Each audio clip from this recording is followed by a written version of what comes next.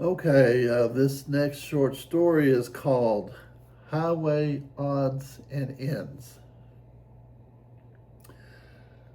Well, this occurred in the 80s. This first occurred in the 1980s. I was coming home from Midland and came across something I've never seen before, and it wasn't the Oscar Wienermobile, because,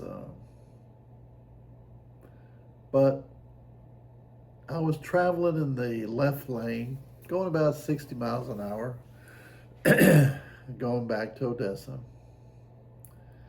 And it's coming up on this pickup, and in the back of this pickup, there's this refrigerator. The refrigerator was standing up, and I was coming up. I was approaching on the left side, and the pickup's on the right lane. And I'm thinking to myself, that refrigerator could fall out, and almost my thought created that situation. All of a sudden, that refrigerator falls out of that pickup, hits the pavement, and now that refrigerator is going 60 miles an hour, and I'm going 60 miles an hour, and that refrigerator and I are going parallel together down the road. It's not something you see every day. Refrigerator going 60 miles an hour down the highway. But I saw it. It happened. Something you don't see every day, for sure. Another incident, this was in San Antonio. And I was coming from home, and I guess I was headed towards downtown San Antonio. So, San Antonio got these big highways. So you're looking at least 4 lanes, right? And I'm traveling along, doing pretty good, and up ahead of me, pretty far up ahead. I mean, I'm not sure how far, but it was a fairly far up ahead. There's these two 18-wheelers. They were side by side. And these 18-wheelers kept getting closer and closer and closer together to where they actually bumped into each other. And stuff started flying off of these trucks. Now, I think this object came off of one of these tires. I think these truckers sometimes have this thing on the hub of the wheel or whatever, and I think it measures distance or something. I don't know. Anyway, this thing came off, and it was bouncing off the highway. Boom, hitting the ground and flying up. And guess what? That thing is coming right at me. I'm going, 60 at least, maybe 70 miles an hour, and I've got this big old, probably that big, coming right at it hits my windshield, bounces off my windshield. Don't know how, but it didn't break my windshield. It actually, you know, actually just bounded off without tearing up my car somehow or another. Can you imagine if that thing penetrated the windshield and hit me in the head or whatever? It could have been that's all she wrote. You never know what happens when you get on the highway. You're you're exposed to just about anything. Just like, refrigerators going 60 miles an hour down the road, for example. Anyway, there's another memory I have. Once again, San Antonio. Loop 1604, coming from San Antonio, trying to go back towards Schertz. I'm on 1604. What a road. I think that's a two-laner, 2 lanes going each way. And I'm cruising along, going 70 miles an hour. I'm in the left-hand lane. Everything's going great and wonderful. I was listening to the radio. And on the radio, there was an announcement saying, there's reports of some debris on the road around 1604, and this it was in the area that I was in. I'm like, well, that's where I am. There was a little pickup ahead of me. I can't see past this pickup, but that radio station alerted me, danger, there's stuff on the road, watch out. But I can't see anything in the road. And all of a sudden, that little pickup truck in front of me swerves off to the left. And lo and behold, right in front of me, I see this policeman carrying this debris, pulling it off the road. And he's right in front of me, and I'm going 70 miles an hour. Of course, I react, hit the brakes, and I stopped. Just before I got to that cop, I stopped. Talk about a surprise. Even though I had a radio warning, it's still a big surprise. Because, nothing in front of me that I could see. That pickup truck was blocking everything. And all of a sudden, that pickup truck went to the left off to the side of the road. And I was in like full view of all the action. Now I know why that pickup truck got off that road. Anyway, that experience can't imagine what that cop was thinking, right? I'm sure he probably thought, oh my gosh, he's about to be toast. So there's another incident. This one goes back, I think we'll go back in the 1960s again.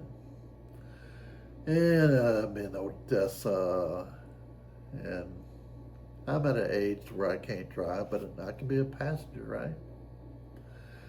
And I think it was an Oldsmobile that we were in at the time, pretty sure. And I think my brother was driving, my mother was in the car, and it was snow and ice on the road. Odessa can get ice and snow a couple of times a year. Almost every year you get something. Anyway, we were driving along the road, and all of a sudden we were doing a 360 in the road. Our car went completely around. We spun around and ended up going back in the same direction we were going before we started spinning out. That one kind of stuck in my head. Now, Larry was driving, my brother.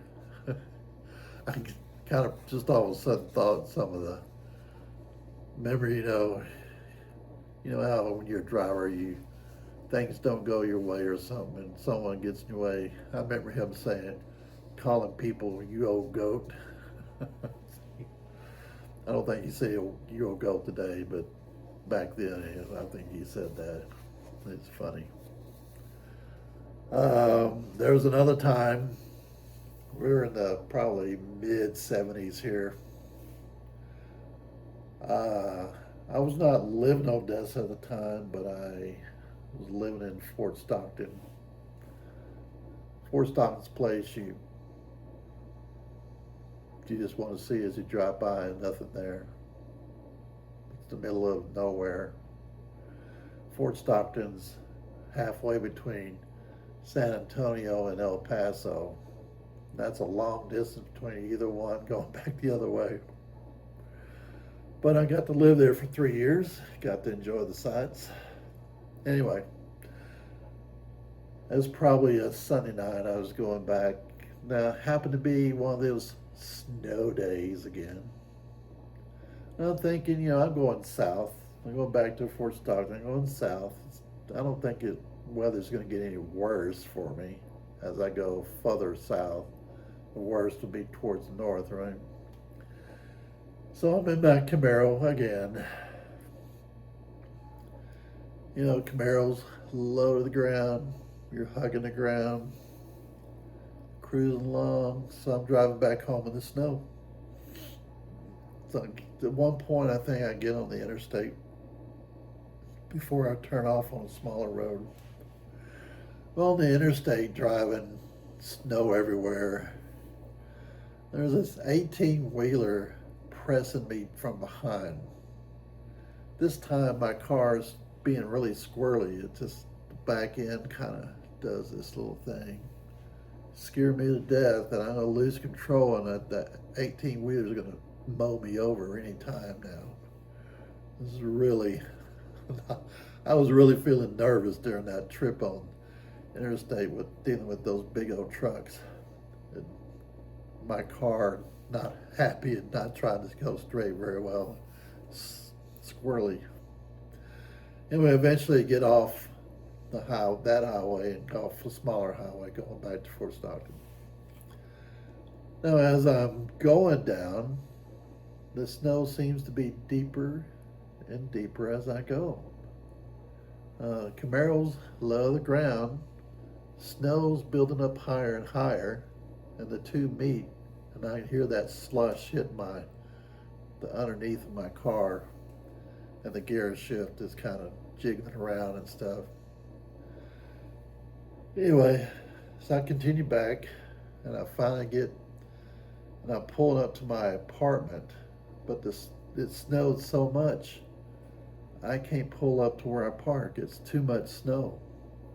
I had to park in the street, leave it out in the street, then walk to my apartment.